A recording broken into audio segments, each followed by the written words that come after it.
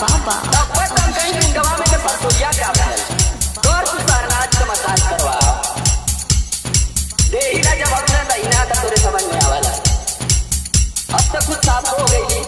Massage करवाए के नहीं तो जब तू आए रही ना अरे बाप रे बाप तू जब ले हंसत ना रही ना तब ले हम देखी ना पाई कि कहाँ है अरे तुझे मारे के रात में 2 दिन पहले में करवले रही ना। अरे सुन तू कैसे रही बतावा आई रहली कौआ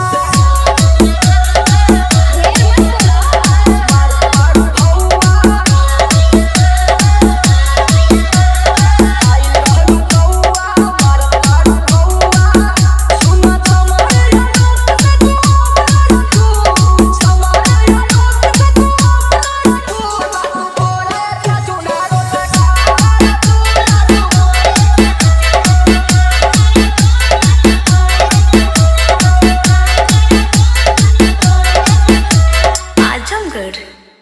आजमगढ़ आजमगढ़ आजमगढ़ आजमगढ़ आजमगढ़